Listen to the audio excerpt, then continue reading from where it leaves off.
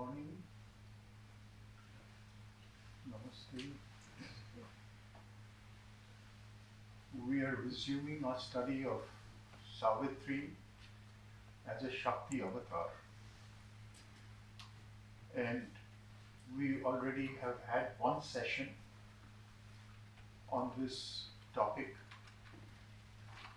Today is the second session on this topic. I will proceed at a similar pace to what we did last time. So we cover what we can. Hopefully, if we don't cover everything, we might move on to another session. So last time I talked about the theory of the Shakti Avatar. Because the Shakti Avatar is not so commonly talked of in the traditional literature. The Indian tradition that speaks about the avatar gives us a male avatar. And so too other traditions like the Christian one that speak about an incarnation. Shakti Avatar is a very special manifestation that comes for not merely the establishment of dharma as the male avatar is supposed to do, but for internal transformation. The evolutionary process requires a jump, and the power that makes that possible is the Shakti Avatar. This is Sri Aurobindo's view on the matter. And he traces it back to the Veda. We saw last time how Sri Aurobindo places the story of Savitri in the Veda, though the Vedic roots of this story are lost to us now. We get a version of the story in the Mahabharata, and that's the version that people are familiar with. But Sri Aurobindo is looking at the version from the Veda. A esoteric link to that tradition continues in the Tantra. So this is why in the hymns related to the great goddess Durga, she's equated with Savitri. One of the chants that talks about the Durga says, Tvameva sa, Tvam Savitri. You are she, you are Savitri. So this is a hearkening back to the roots of Savitri, whose name itself is related to the sun god, Savitra. Savitra's daughter, Savitri. And it's the solar principle, the supramental principle, in its Shakti form. It's the Shakti of the supermind that Savitri represents.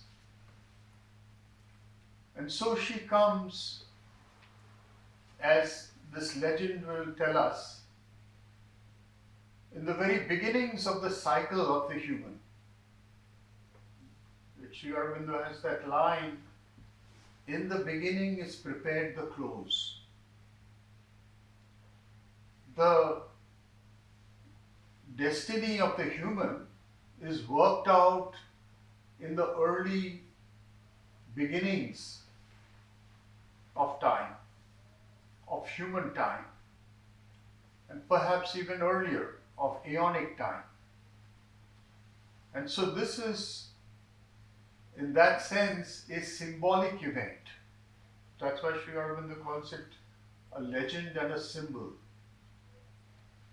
A symbolic event that prepares the ground for the future. And that future, in a way, is now. And that's the reason why the sense of time in this epic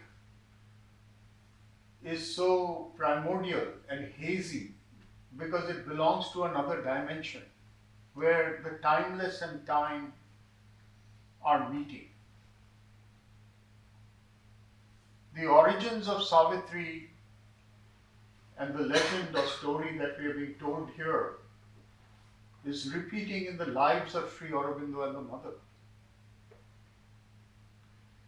In that sense, there is a certain kind of connection that we can constantly see the entire trajectory of history from that time to our time in Sri Aurobindo's words. This is foregrounded from the very beginning. In the first, perhaps most powerful canto of this book, the symbol dawn. We don't know what that dawn is. Is it today's dawn? Is it the dawn of time itself? Is it the dawn of the day that Satyavan will die, which is the chronological position, location of that dawn in the epic? It's all these dawns. It's a symbol dawn.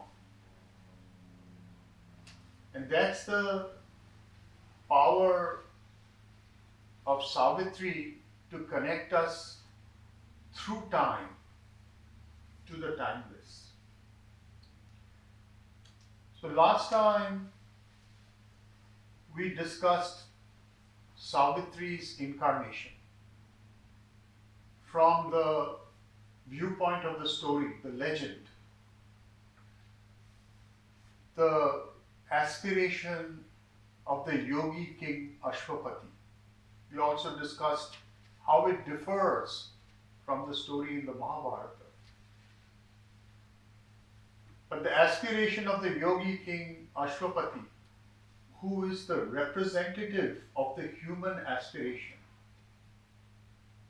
The first chapter with which Sri Aurobindo begins the life divine, the human aspiration. He's the archetype of the human aspiration. Calls down the Divine Mother, the supramental Mother. And we discussed that last time, how he receives the vision and the boon, as Sri Aurobindo calls it here. And Savitri agrees to be born. And we also discussed the birth of Savitri and the early years, the childhood of Savitri, and how Sri Aurobindo burdens that particular childhood with avatarhood, how the idea of the avatar is intrinsic to those lines from the very beginning. So today we will continue from there. And we'll move on first to the next canto, which is Book IV Canto 2.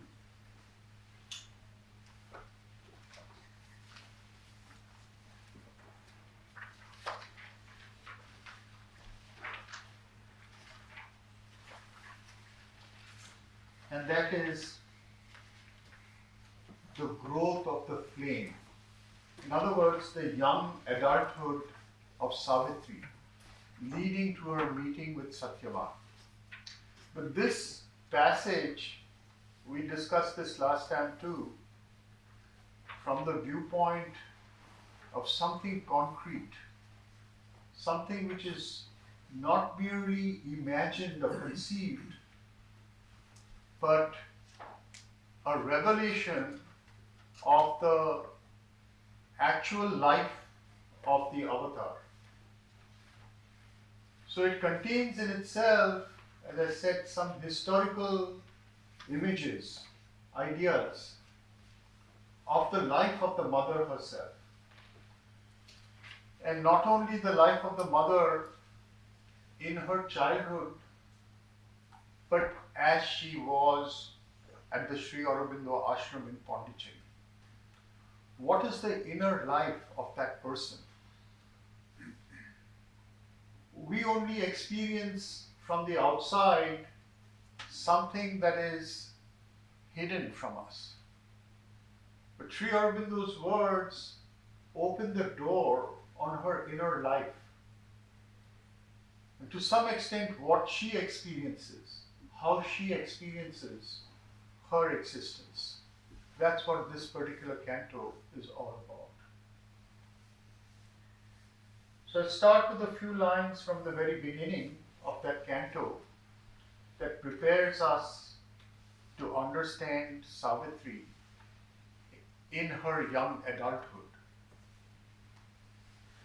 As she's growing up in her father's kingdom, Mathura. A land of mountains and wide sun-beat plains and giant rivers pacing to vast seas, a field of creation and spiritual hush, silence swallowing life's acts into the deeps, of thought's transcendent climb and heavenward leap, a brooding world of reverie and trance, filled with the mightiest works of God and man, where nature seemed a dream of the divine, and beauty and grace and grandeur had their home, harbored the childhood of the incarnate flame. So we see from the very beginning Sri Aurobindo's power of presenting an environment, a landscape, in a few words. It's words that impress themselves directly on our consciousness. A land of mountains and wide sun-beat plains and giant rivers pacing to vast seas. It's an image that immediately presents an entire large scope of landscape. And from that physical or geographic description, he moves into the psychological. A field of creation and spiritual hush. This is the space in which Savitri is unfolding. It's unfolding in a psychic space in which matter is a psychic phenomenon. So this geographic description is really a psychic description. Matter, geography, landscape is an experience. It immediately takes us into another consciousness. A field of creation and spiritual hush, silence swallowing life's acts into the deeps. We experience the silence of the land. It's a spiritual experience of geographic land. And from there, it immediately enters into an even deeper experience of thought's transcendent climb and heavenward leap. Matter itself is a form of the idea. Material realities embody spiritual experiences. And this is the level at which Sri Aurobindo is inviting us not only to approach Savitri, but approach matter itself, approach landscapes, approach nature. Nature embodies the spiritual ideas of manifestation. And that's why this landscape is really an embodiment of thought's transcendent climb and heavenward leap, a brooding world of reverie and trance, filled with the mightiest works of God and man, where nature seemed a dream of the divine. That's the space, nature of that space. And beauty and grandeur, grace and grandeur at their home, harbored the childhood of the incarnate flame. So this is the environment, and partly the reason Sri Aurobindo is presenting it like that is that this is Savitri's experience. Savitri experiences in nature the spiritual reality that she has come from. She experiences the truth of nature. Nature's, not its exterior, but what its spiritual reality is.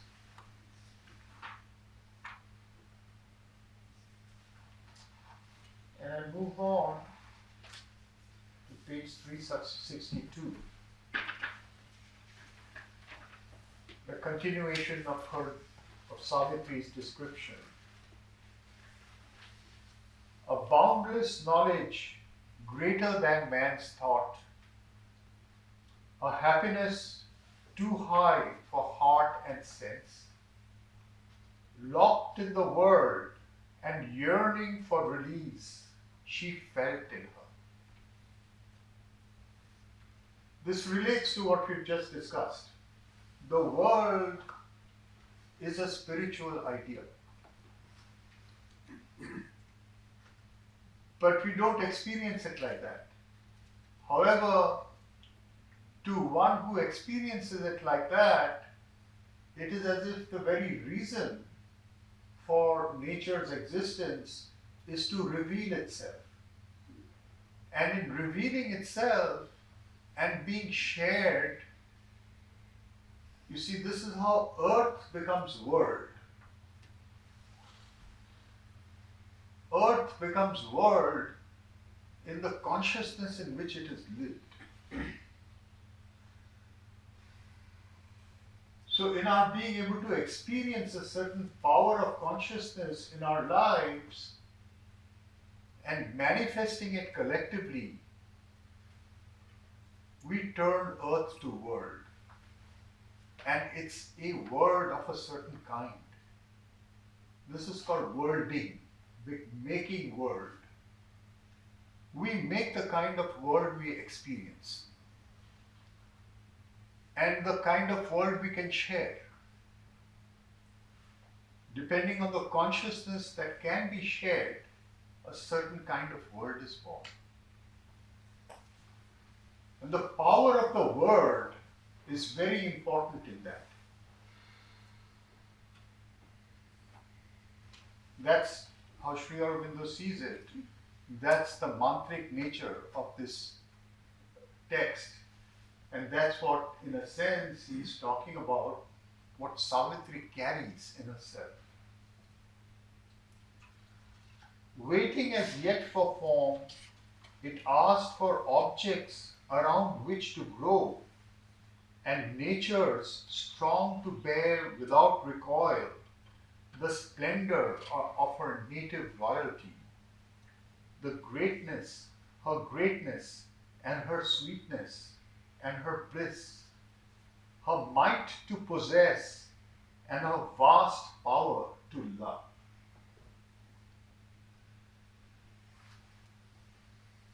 So these terms, again, this is Sri Aurobindo's spirituality. These terms describe a spiritual perspective on life. And that perspective is not a word-negating perspective. It's those terms, those words are an expression of a spiritual vital. The vital, her greatness and her sweetness and her bliss, her might to possess and her vast power to love. This is what she carries. It's the fullness of a life, a vital life, that is looking for the one in all things and has the power to experience it and express it. But as I said, a world is made collectively. So she's looking for receptivity by which that which is in her can be shared and can become one world. Others can experience it as well. Earth made a stepping stone to conquer heaven.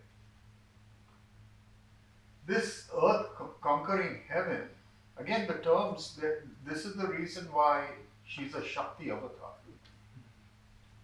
This kind of power, the whole idea of power, conquer heaven, to possess, her might to possess. Earth made a stepping stone to conquer heaven. This conquest of heaven, earth becoming a stepping stone to conquer heaven, is what I mean by worlding, making a world. What kind of a world are we making? The earth becomes heaven, making heaven of this world from a perception and an experience of what its potential is.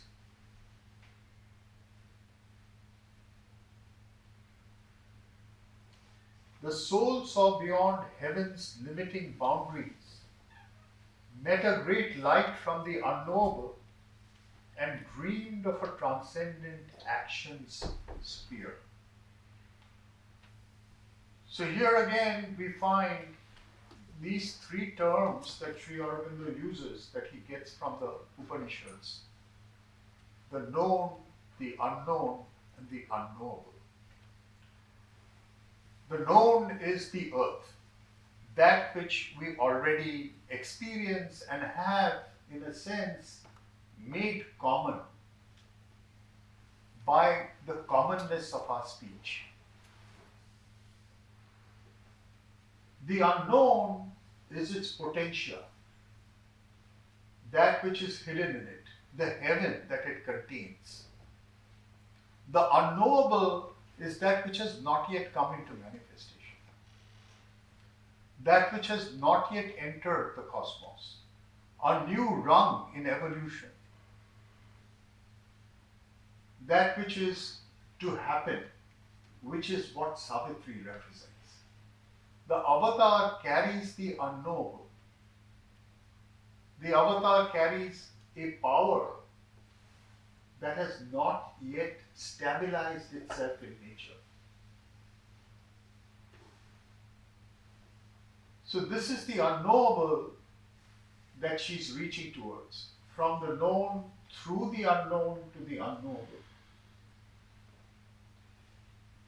The soul saw beyond heaven's limiting boundaries, the limitations of the unknown, the limitations of even the highest ideals that we can form based on what we know. Met a great light from the unknowable and dreamed of a transcendent actions sphere. That's the transcendent world that becomes active, action. It's not a transcendence for disappearance. It's a transcendence for world making. Aware of the universal self in all, she turned to living hearts and human forms.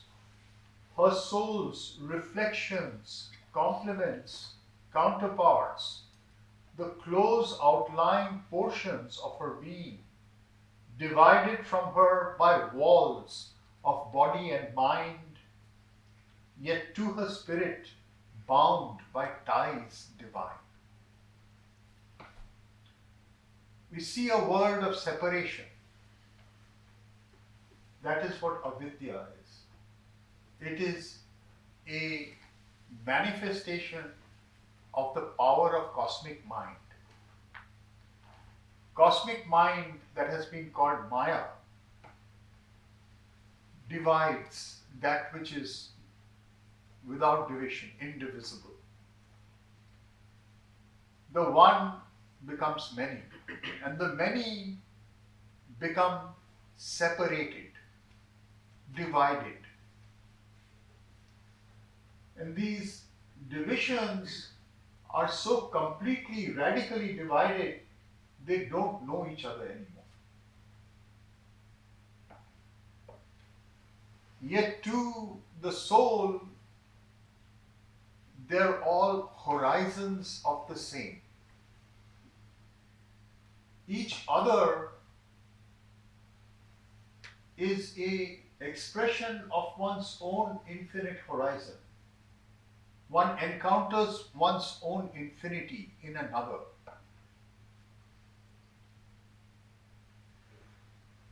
So this is how she sees everybody. Her soul's reflections, complements, counterparts, the close outline portions of her being, divided from her by walls of body and sense, body and mind, yet to her spirit bound by ties divine. One is reminded of Mother's use of the metaphor of the golden chain. She says, if one turns to me even for a moment, they connect to me through this golden chain that never leaves them. The golden chain is always there. This is the becoming of the one who is known as a portion in the other. Overcoming invisible hedge and masked defense and the loneliness that separates soul from soul, she wished to make all one immense embrace, that she might house in it all living things, raised into a splendid point of seeing light, out of divisions dense, inconscient, cleft, and make them one with God and world and her. So this is the world she wants to make. This is the worlding that she's looking for. She feels a oneness with all those who are around her. And she wants to manifest that. She wants to have that experienced and expressed.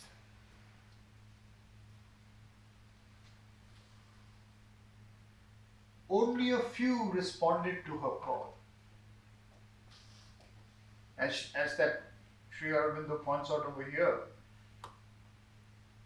out of divisions dense, inconscient cleft, a cut, a cleavage, something that is completely cut through and separated.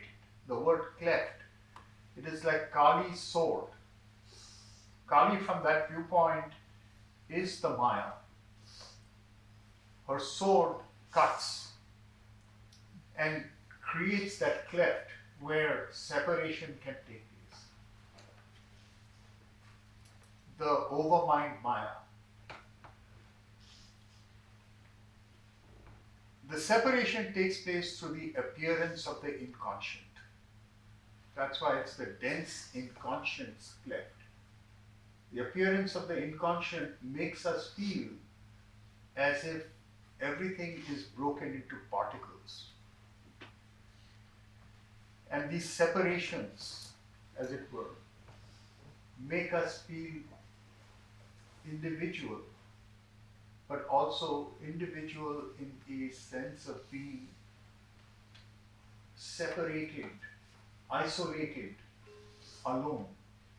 So lonely, a loneliness.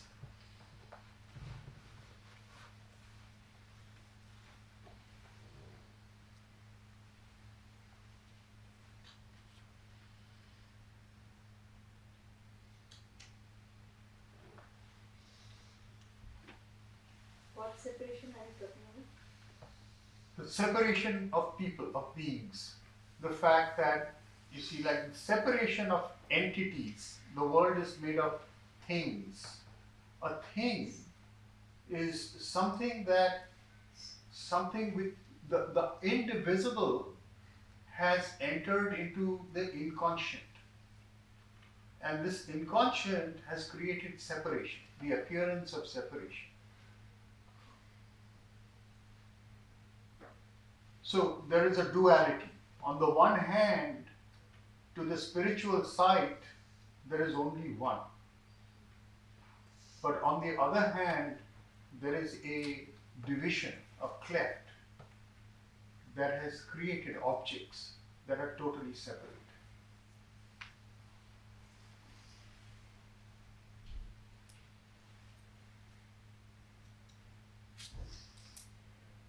And out of that separation, this is the whole idea of Sri Aurobindo, the meaning of the separation. We are not meant to go back into an indivisibility. That is making world. Making world is recognizing the oneness of the separation, living a collective life in which there is one and many at the same time.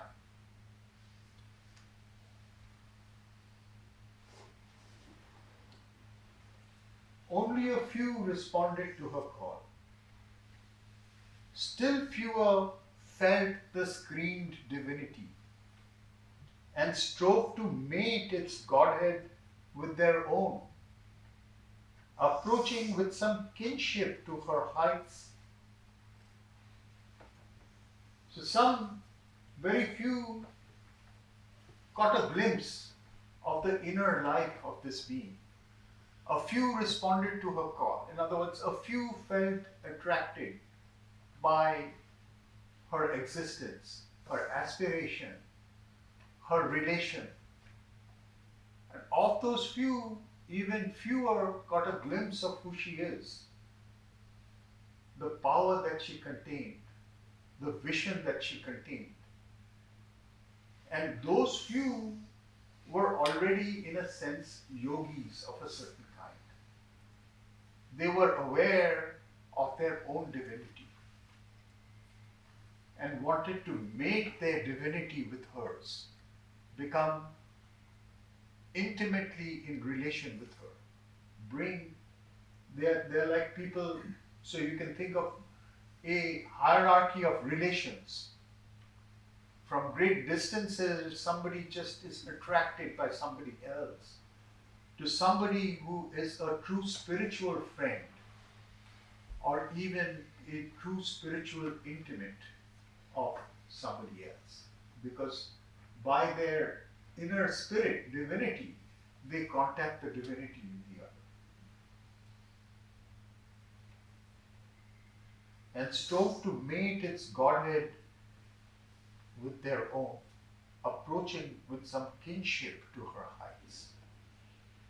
Uplifted towards luminous secrecies, or conscious of some splendor hidden above, they leaped to find her in a moment's flash, glimpsing a light in a celestial past, but could not keep the vision and the power, and fell back to life's dull, ordinary tone. So it's for a moment there's a flash that you recognize something like a comet or like a star that suddenly flashes, and there's an expansion of one's life, there's an expansion and an ascent. One rises to a higher consciousness in which one sees not only the other, but one sees one's own highest possibilities in the world that that person is creating. What is our place in that world? What's our true place in that world? Only a glimpse is got. And then one falls back into life's dull, ordinary tone. The descent back to because that is the work of yoga. Sri Aurobindo and the mother, this is one of the reasons why Sri Aurobindo said the mother offers a unique opportunity. One can try to do the yoga by oneself, but the mother offers a unique opportunity in that here there is an actual embodiment of where we are supposed to go. We catch a glimpse of the fulfillment. And in a moment we are raised up to our own heights, what I can become. But we fall again back to our usual self. But that momentary rise prepares the entire life, prepares the yoga for us. It prepares the aspiration and the climb and the journey that will not stop until it achieves what it has seen. A mind-daring heavenly experiment, growing towards some largeness they felt near, testing the unknowns bound with eager touch, they still were prisoned by their human grain. They could not keep up with her tireless step, too small and eager for her large-paced will, too narrow to look with the unborn's infinite gaze. Their nature weary grew of things too great. See, Nirod Baran has written in his 12 years with Sri Aurobindo that once they were invited into that room with Sri Aurobindo, for a while there was a feeling as if they were in another space altogether. But after a few days, it went back to being any other place. And he's written about that. And then he had actually asked Sri Aurobindo about this. And he says that it's by his grace that he dimmed his consciousness so we could feel comfortable there. He created that world where one can feel comfortable. Otherwise, he uses this term over here, their nature weary grew of things too great. This weariness, this tiredness, it's a tiredness, it's an integral tiredness, the tiredness that one feels with the body, because one can't bear that intensity of consciousness for long. You know, there's, in another context, they talk about Sri Chaitanya, who would occasionally, Sri Aurobindo talks about Sri Chaitanya as a very special kind of avatar in the essays of the Gita. He was like almost the avatar of devotion, and that intensity would reach a certain point where it would flip and he would become the divine, become the Lord. And those who've recorded this from his lifetime, they say that when that flip took place, it was like everybody in the room was lifted to a completely different world. And after a while, it was so painful, they wanted to get out of there. It was too painful even for the body. Why was it painful? Because the intensity is too much for the body to bear. The limits of the body are stretched. Even the body has a range of consciousness that it can bear. Of the people who were experiencing it. Yeah. Like a divine autism. Yes. This is the same thing like when in Gita or when Krishna showed his Virat Roop to Arjuna, then Arjuna Yes. said, stop it. Yes, there of course it is also a matter of seeing something that the mind can't bear, because he's seeing the supramental. He's seeing exactly this dividing reality is overcome. And he's seeing something that mental consciousness is not being able to grasp. And yes, it's a painful experience. That's beyond a certain threshold. It's a painful experience. Their nature weary grew of things too great. For even the close partners of her thoughts, who could have walked the nearest to her ray, worshipped the power and light they felt in her, but could not match the measure of her soul. It's always greater, and this sense of worship, sense of something that one can only bow down to, but not match up to. And this is a very significant, thing that Sri Aurobindo is saying.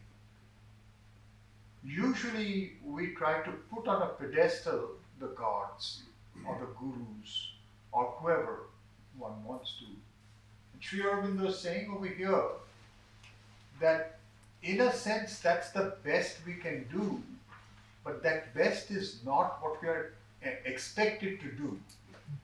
We are expected to rise to the nature of that being. Yes. It seems to me like the institutions of religions are all about the pedestal and keeping the distance. Right. So people, in fact, are not empowered in themselves and have the direct connection. Yeah, right.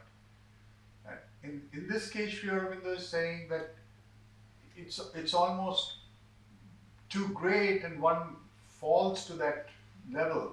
And if one falls to that level and keeps it there, that's what you're saying, with the institutions, that becomes the norm. And that immediately, in a way, is comfortable, because that creates a space in which one doesn't have to go any further. There's refuge. Yes. There's no transformation. Exactly. Yeah, so I think it's like what Jesus said, you are all children of God.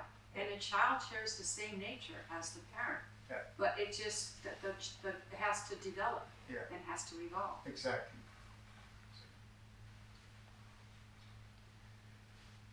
A friend and yet too great wholly to know, she walked in their front towards a greater light, their leader and queen over their hearts and souls, one close to their bosoms, yet divine and far.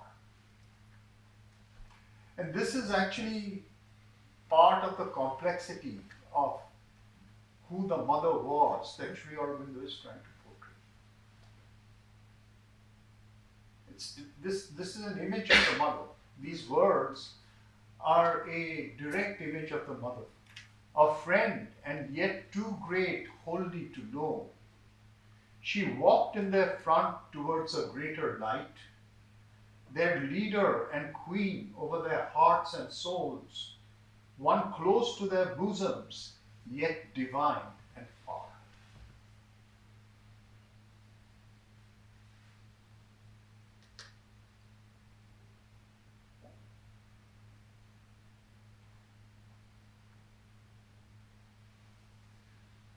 And also one has to recognize this nature of the unknowable, because there is something there that we are being invited to. And yet it is beyond even what the cosmic boundaries give us right now. In a sense, one is reminded of those lines from the Upanishad. The one unmoving is swifter than thought. It is very near to us, yet it is very far. How does a person, a common person, know if they have reached consciousness or the moksha, as they say? So, this is a slightly different question. It's an important question. You don't reach consciousness, you're conscious already. The question is, everything is conscious. When we are talking about consciousness, if you are talking about consciousness as the origin of whatever is conscious, right? What our traditions call chit or chit shakti, right? And if by moksha that's what you mean, how does one reach that consciousness? That consciousness is reached in your experience. There is an experience of the one as pure consciousness. What do you mean by that? I don't mean anything by that. It's only an experience. It all comes by regular sadhana. It doesn't come so easily. So once a person reaches that, would it continue? So Or is it immediately, just like it's at being the said moment here, of the flow? sometimes you catch a glimpse of it. Sometimes you have an experience of it. But it doesn't necessarily remain. You can come back to who you were.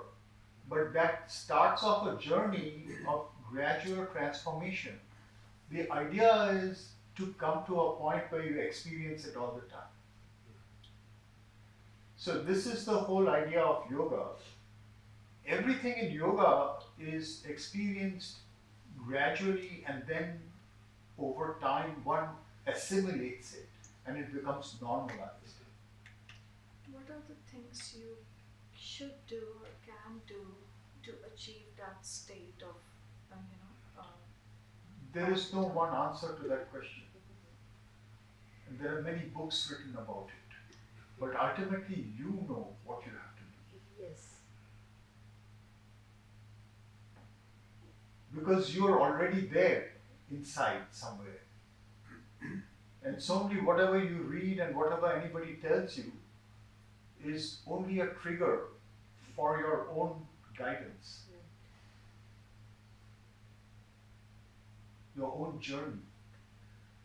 What a book like this does, or what this is talking about does, is give you a glimpse. And that glimpse, that's this thing about the golden chain, it captures you and it actually leads you, even though you may not be aware of it.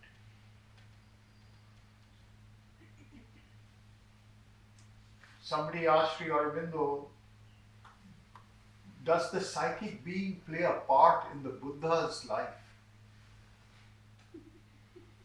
And Sri Aurobindo said, whether it plays a part in his teaching or not, he wouldn't even have gone towards the goal that he went for were he not impelled by the psychic being.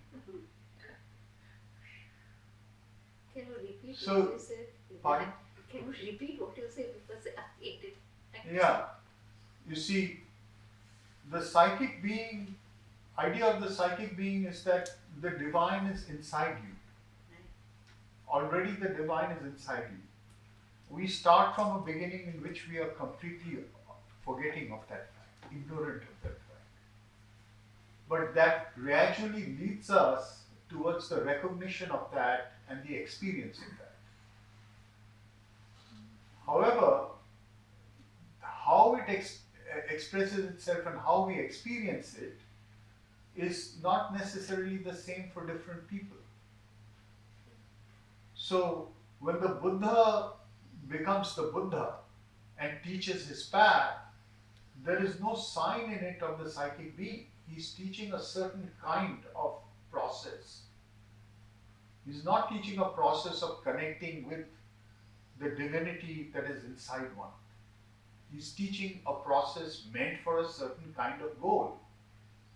So somebody is asking Sri Aurobindo, you're talking about this divine within. Does the Buddha have any place for it? And he says whether he has a place for it in his teaching or not. Were it not for that, he wouldn't even have sought. In other words, the divinity that's inside you has brought you here. The divinity that is inside you is asking these questions. It is that that's leading you to look at this, look at that. But it's already there inside you. And as it manifests itself, you'll receive its direct guidance. You don't need somebody else to tell you.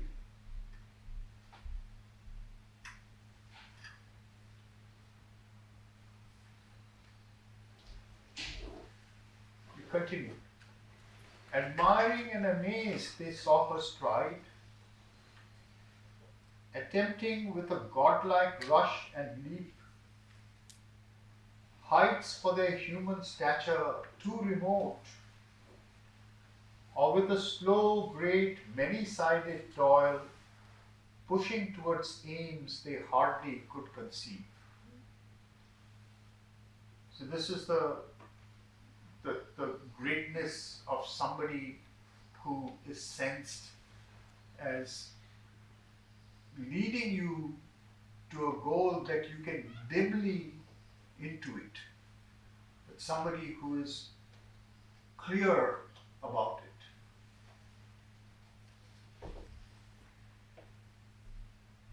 Yet forced to be the satellites of her sun.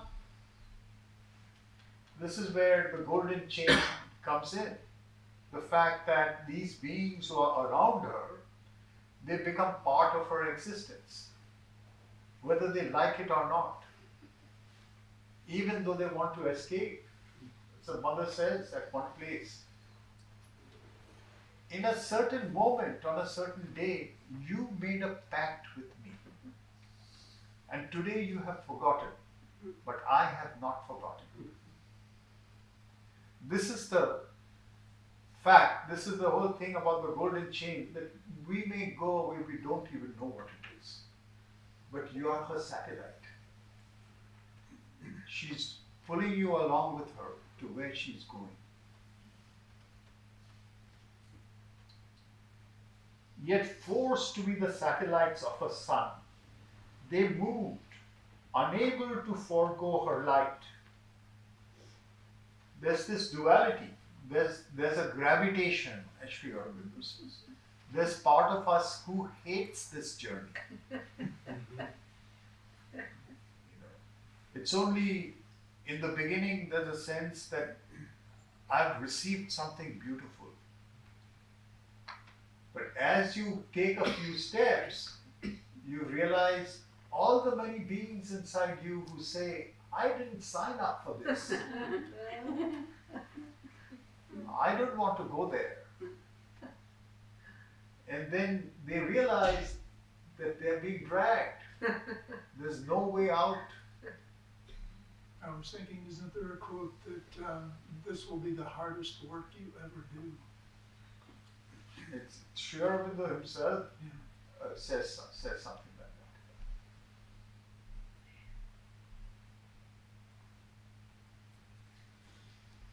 He has a very interesting saying about this. There's a place where he says, I got into this yoga because I'm lazy by nature. If I knew the kind of work that it would entail, I would have thought twice about it. So in general also, like people will see somebody who is doing spiritual practice. So the other people will say, he doesn't have anything else to do, so he's doing that. He is not lazy by nature. No way. Well, there's some divine wisdom to that as well. Were he not lazy by nature, he would have done a lot of things to get to the point. He was always looking for, the central truth. Reduce it to those two things that the book The Mother starts with.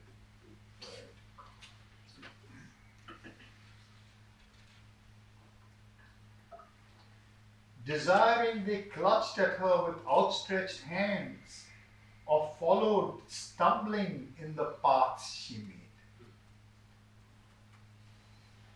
Or longing with their self of life and flesh, they clung to her for heart's nourishment and support.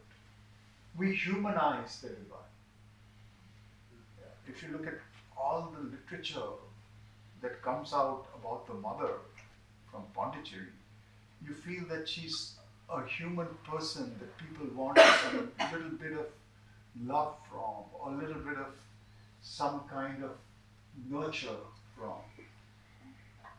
What she has come to do is totally secondary at that level. That's the point, that They clung to her for heart's nourishment and support. The rest they could not see in visible light. Vaguely they bore her inner mightiness,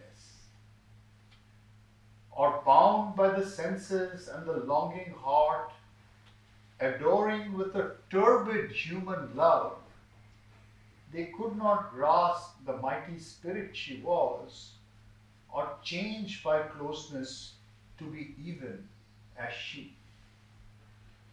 To change by closeness.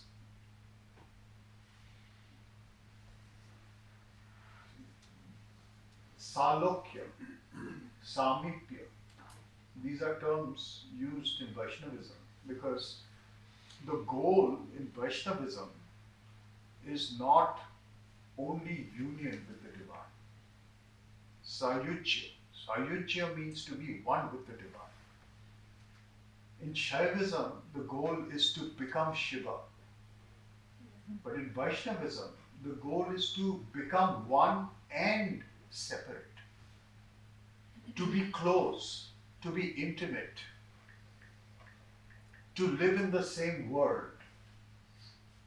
Salokya. And in that closeness, to become like the one that one adores. And that's the point he's making here. That closeness of relationship transforms us. It's transformative. If the closeness offers itself fully, it's fully transformed. This is the yoga of relationship. And this is central to Sri Aurobindo's yoga. The yoga of relationship with the mother.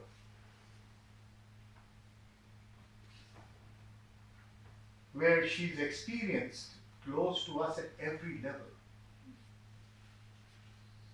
There's a passage in the book Champaklal Speaks, where Champaklal says one day the mother took a lotus and put it on her head and on his head. And then one by one, every center down to the feet. And he said he experienced the fact that she was telling him, you are related to me at every center of your being. Experience that relation. That will transform you integrally. An integral openness, an integral relationship.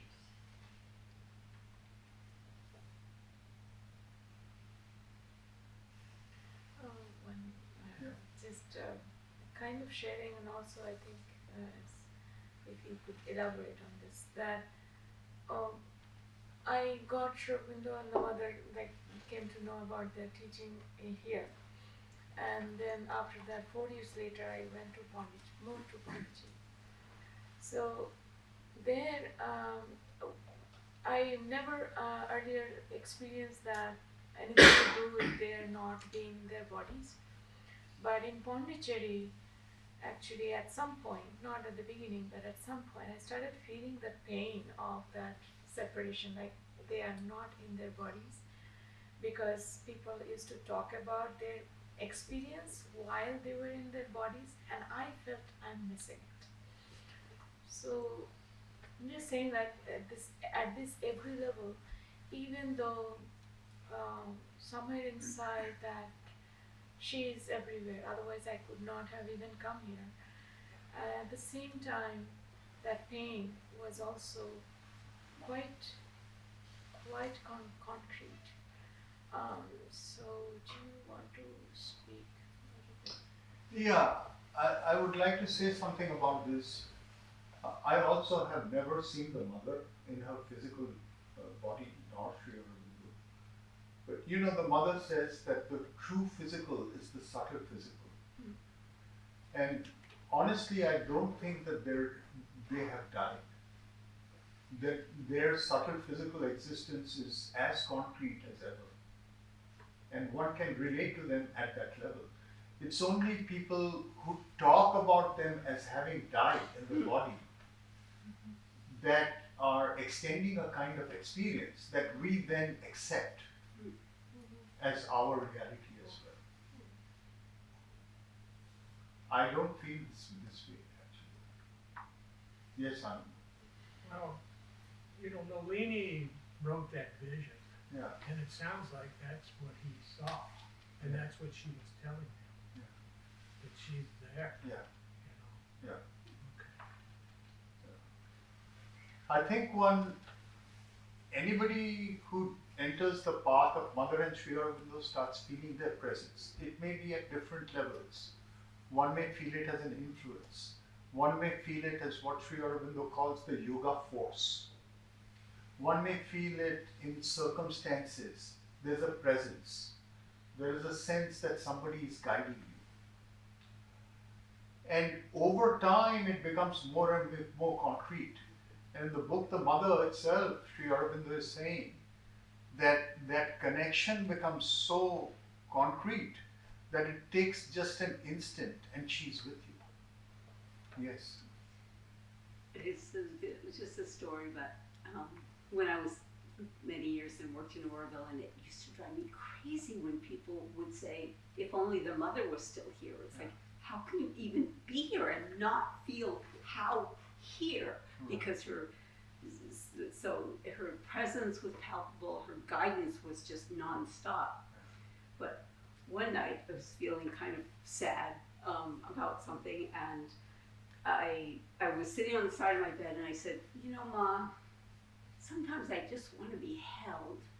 Can you do that? Wow, it was like 3 arms went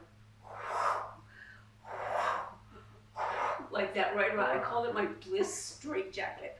It was just like I went into this bliss state. It was like, that's good enough. But I mean, it was just like that, and it was immediate. So I mean, it's like if you have the connection, she was just right there with you, whatever you needed. That's beautiful. It was right there. So powerful. I think there's another aspect to it also, Swaha, which is, when you were talking about people in Auroville saying, if she was only here. The other aspect is that because of the fact that she had an unerring vision, to some extent it's related to what we're reading, that we start depending on that and feeling that if she was here, she'd say the right thing and do the right thing and stop all this nonsense that's going on, right? And it's also a sign of the fact that what she's telling us is that embody me, become me. Yes. Yeah. And that's so difficult. It's even more difficult in the collective. That's the demand of the hour. That it's really the collective that has to become her. And it's so difficult. So that I think that's where this is coming from. And it's so appropriate what Sri Aurobindo is saying. While she was in the body, people could have done that to a much greater extent. And they didn't. They actually kept her on a pedestal.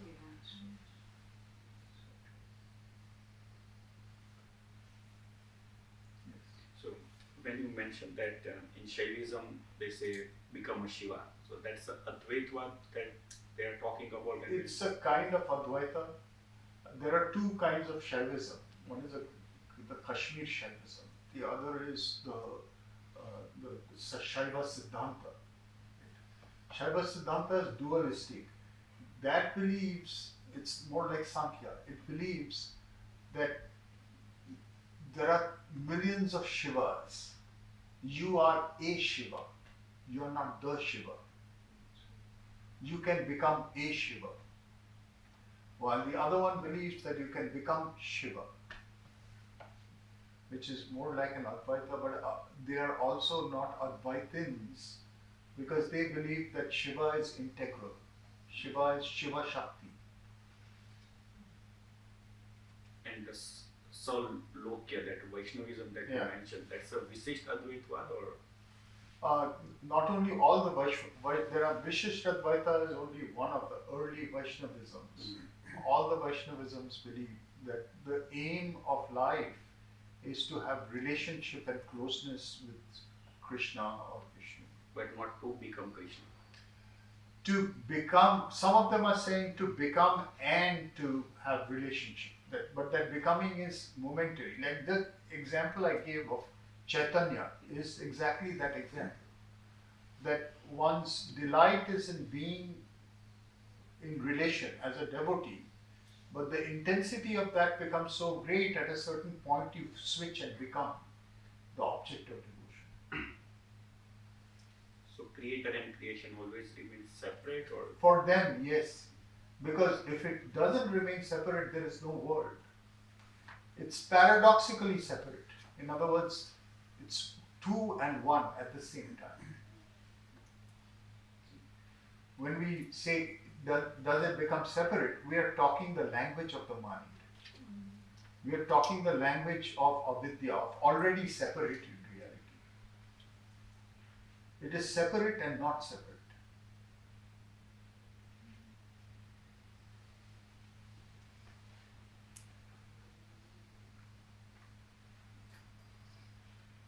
Adoring with a turbid human love, they could not grasp the mighty spirit she was, or change by closeness to be even as she.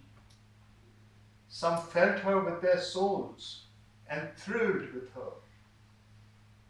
A greatness felt near yet beyond mind's grasp. To see her was a summons to adore. To be near her drew a high communion's force.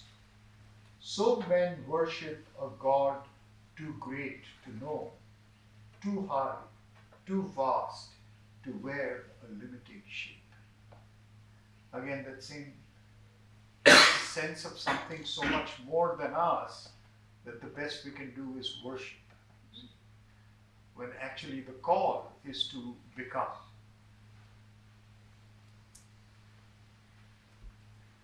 They feel a presence and obey a might, adore a love whose rapture invades their breasts. To a divine ardor quickening the heartbeats, a law they follow, greatening heart and life. Open to a breath is the new diviner air.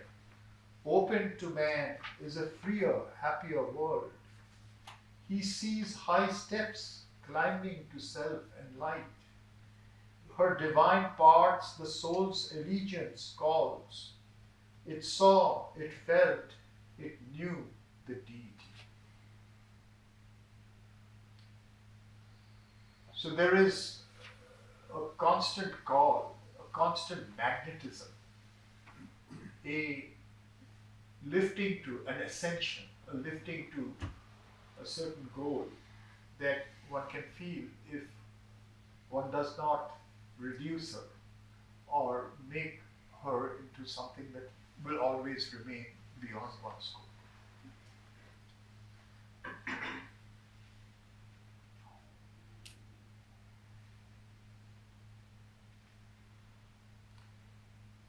Continuing, I'm jumping to 365, the same train of thought.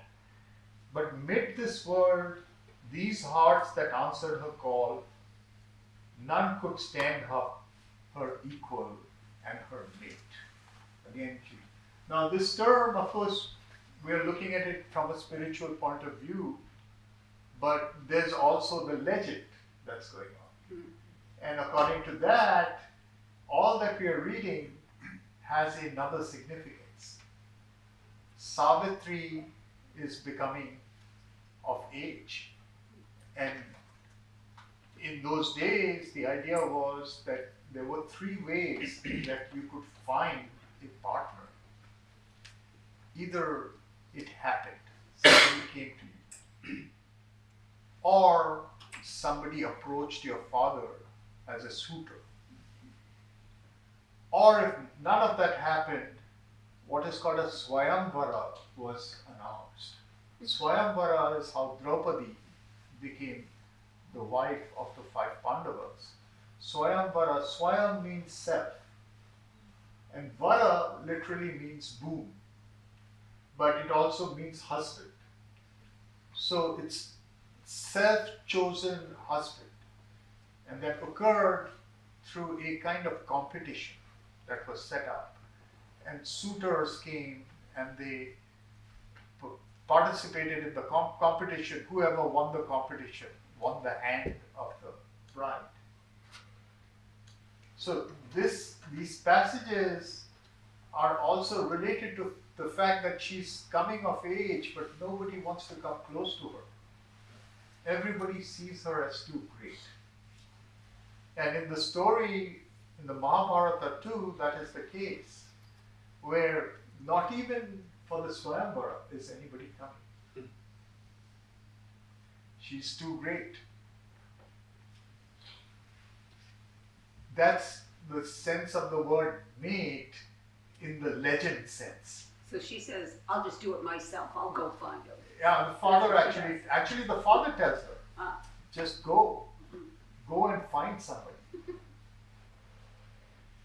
So none could stand up her equal and her mate. In vain she stooped to equal them with her heights. This, of course, again, we know both in the lives of Sri Aurobindo and the mother. The mother says it about Sri Aurobindo. Says it from the time that she came there, she found him surrounded by the people that he had brought from Calcutta and that saw him as their friend. And he made no distinction. It was a complete communism that they practiced. A total communism. They bathed in with the same soap and wiped their bodies in the same towel. And, he had a plate where whatever money they earned or whatever they got was all put in that plate. And whoever wanted took from there. So somebody asked him actually that, why are you doing that? Said his answer was, it helps me to know I'm in the company of honest men. He just kept it for anybody to use. That was the communism that they practiced. But the mother says, there's another way to look at it, that his consciousness was so far above theirs that he was really having to exercise his consciousness to stoop to their level. And they weren't getting anything from that. So she changed things. And that's one chapter of the ashram's life. There's many questions around that as well. That something changed in a sense that his stature was recognized. But at the same time, it's as if a difference was. This is a similar kind of thing that's being talked about here. That a pedestal was created. But at the same time, when that pedestal was not created, the exchange was not taking place either. What is the meaning of pedestal was created? I am not getting that. Pedestal was created in the sense that you put one at a higher status.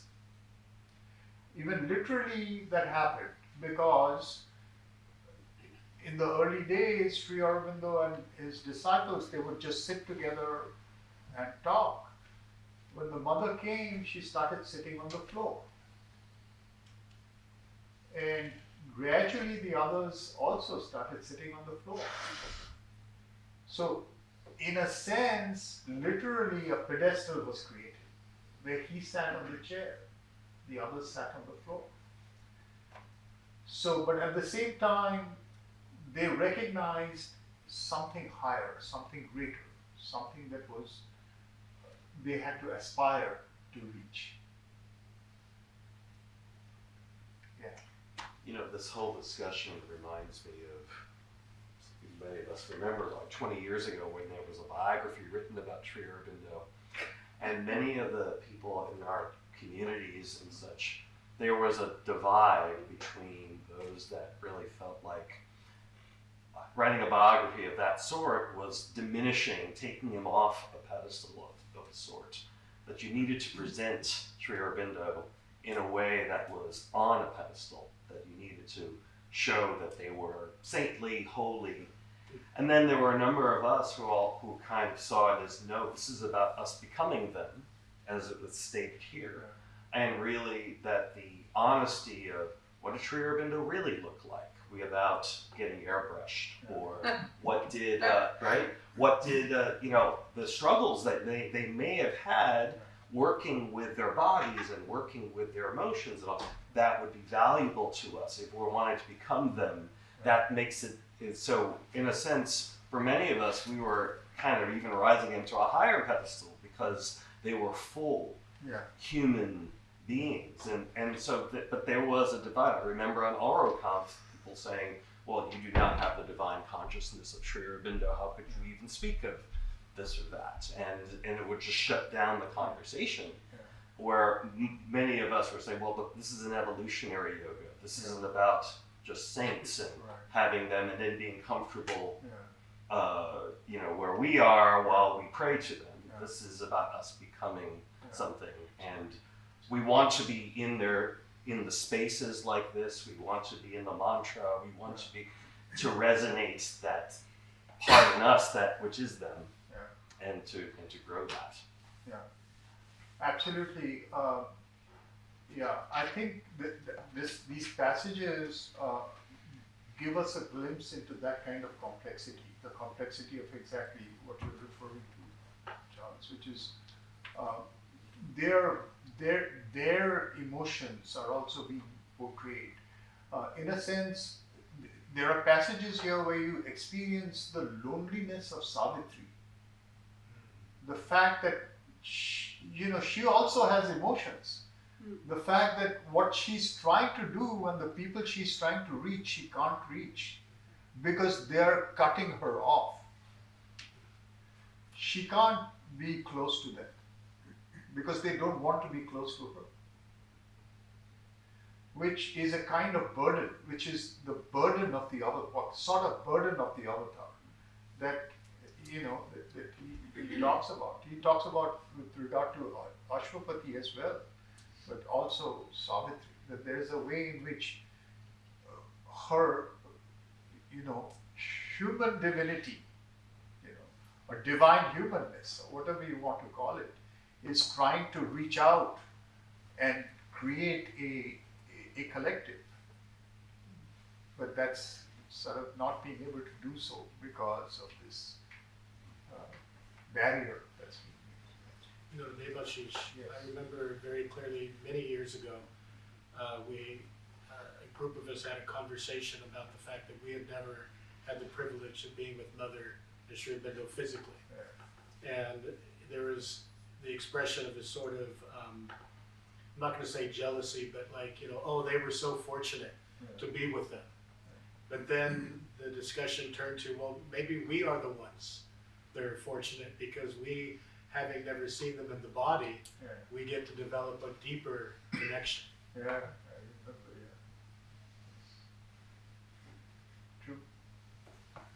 So no one wants to come near Savitri because they all know that she is like a powerful person. They don't know, but they do experience something different.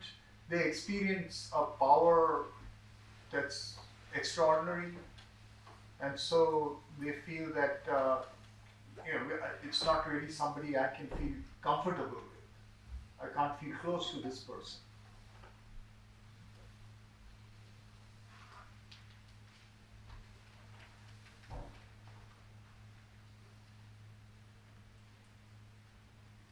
Too pure that air for small souls to breathe, these comrade selves to raise to her own white breaths her heart desire, and filled with her own power, that a diviner force might enter life, a breath of Godhead great in human time.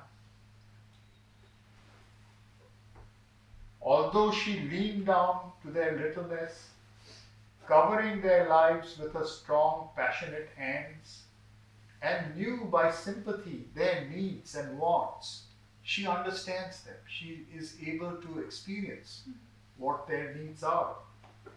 And dived in the shallow wave depths of their lives. So their consciousness is a shallow consciousness, but she enters there and met and shared their heartbeats of grief and joy, and bent to heal their sorrow and their pride, lavishing the might that was hers on her lone peak, to lift to it their aspirations' cry. And though she drew their souls into her vast, and surrounded with the silence of her deeps, and held as the great mother holds her own, only her earthly surface bore their charge, and mixed its fire with their mortality. It's only a surface relationship. They can't go into the depth of who she is. So they means general people. The people in her world, the people that she relates to, who she encounters, who are, known to her to some extent.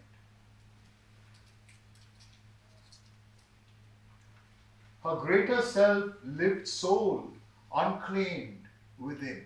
This is part of the loneliness. You see. That most of her cannot relate to anything. It's there, it's brought something, but it can't give it.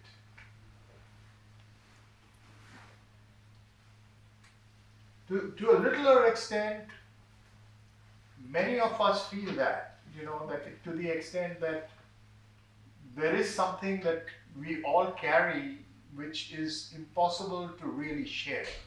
There is an inner life that becomes hidden. And we look for our own people, our own community. And it's only to the extent that there is a kind of receptivity that there is the possibility of creating a common life. And the greater the consciousness, the greater the loneliness from that point of view. And this is the point that Sri Aurobindo is making.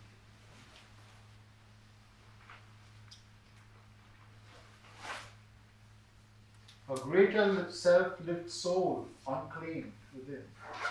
Oftener in dumb nature's stir and peace, a nearness she felt, she could feel serenely one.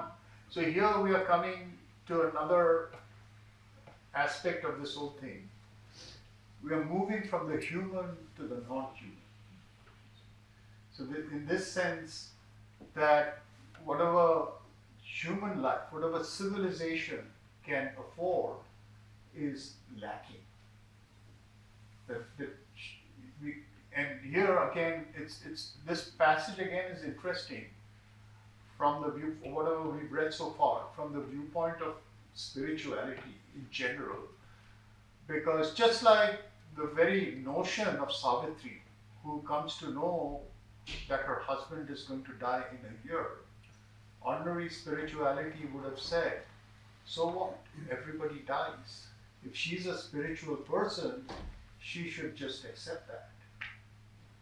But the whole premise of this book is that the intensity of her love is itself spiritual. That's why it is not a work which is traditional in its spirituality. The same over here. One could say to be spiritual is to be solitary. But here the idea is to be spiritual is to create a spiritual world. To be spiritual is to be able to share one's spirituality. And that person who bears the burden of that greater consciousness has an even greater need to be able to share it. The value is reversed. It's an inverse valuation of not solitude so much as the ability to share the deepest things that we have. So her life is not restricted to the human. Her life is sharing with the earth, with the plants, with the animals. She has a kinship that is in some way deeper, better than her life with humans. Oftener in dumb nature stir and peace, a nearness she could feel serenely one. That's where we also began with that description of nature. It's as if nature embodies in its non-complexity, in its simplicity, a greater divinity. It manifests it much purer, in a more purer form, in a purer form. The force in her drew earth's subhuman bruise, and to her spirit's large and free delight, she joined the ardent-hued, magnificent lives of animal and bird and flower and tree. Yes. Just what you said, the purity aspect I get, but the simplicity. I mean, nature is just a celebration of complexity and interdependence. So I never think of it as simple. Pure, yes, but simple, no. Yeah, I'm using the word simple from the viewpoint of a consciousness that has not become self-aware of its complexity. Okay. See? Yeah. Once you become self-aware of complexity, it becomes a choice. And choice means that there is kind of struggle, exactly.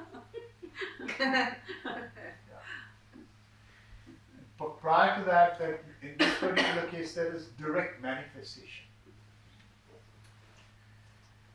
She joined the ardent-hued, magnificent lives of animal and bird and flower and tree. They answered to her with the simple heart. In man, a dim, disturbing somewhat lives. What a powerful man. He captures the soul of the human. In man, a dim, disturbing somewhat lives.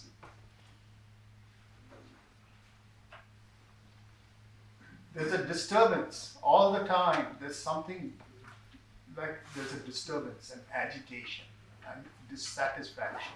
In some ways, Sri Aurobindo will actually give a higher value to it. He'll call it the divine discontent. It's what makes you not satisfied. Yeah. But it's also that which takes you away from the path. It makes it so difficult to follow that which gives us the fulfillment we need. It knows but turns away from the divine light. We have the choice, so we can choose to go against it. We know, in Bengali there's a term, Gyan Papi. Knowledgeable sinner. You know, but you choose to go against it. It knows but turns away from divine light, preferring the dark ignorance of the fall.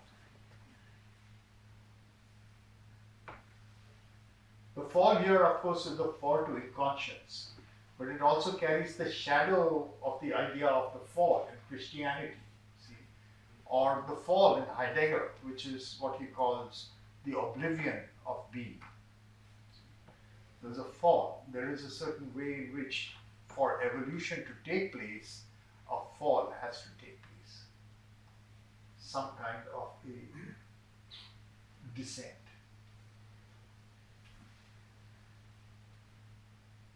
Among the many who came drawn to her, nowhere she found her partner of high tasks, the comrade of her soul, her other self, who was made with her, like God and nature, one. So here, of course, in these passages, again, this is one of those passages with so many levels to it. We are talking about the legend. She is intuitively aware of the life of somebody, Satyavan, who is almost like a, part of her existence, half of her existence, as she says over here. Her other half. the comrade of her soul, or Hadara half, who was made with her, like God and nature, one. But the metaphysical sort of height of this is what he points out. God and nature, Purusha and Prakriti, Ishvara and Shakti. The duality that's necessary for any creation. The relationality that's needed. Any creation needs relation. And in its archetypal essence, that relation is the relation of the divine and its own infinity seen as another.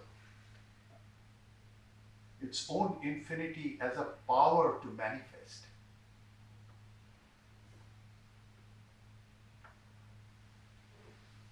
She intuits that. Yes. This God and nature, they're that Purusha and Shakti. Ishvara and Shakti. But at the same time, she was the daughter of the sun god, right?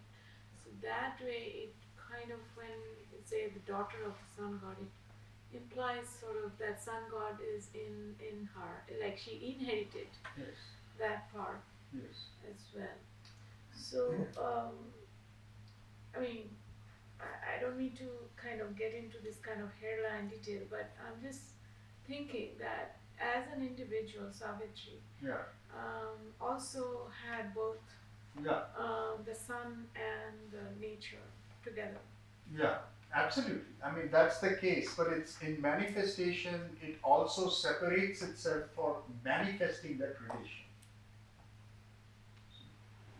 Integrality, this is the thing about the idea of the fall. That's why he uses the word the fall. The fall is the sacrifice of Purusha.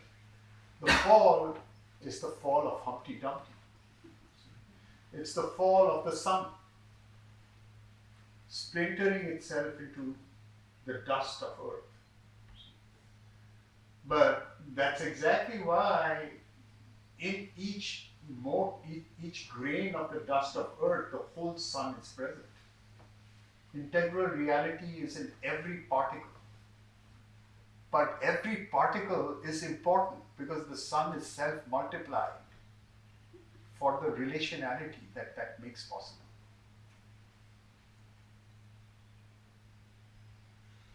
So to manifest it, to manifest that integrality as two infinities that open up a field of infinite relationality. That is the very meaning of manifestation.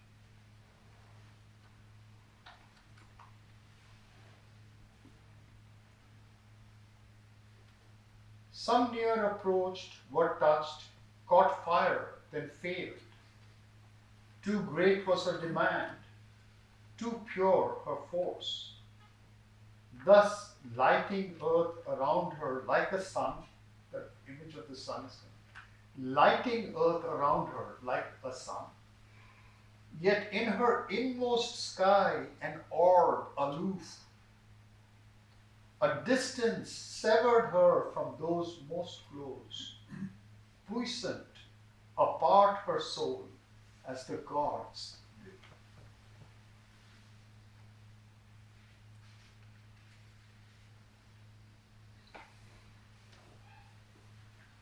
Her mind sat high, pouring its golden beams. Her heart was a crowded temple of delight. A single lamp lit in perfection's house, a bright, pure image in a priestless shrine. Midst those encircling lives her spirit dwelt, apart in herself, until her hour of fate.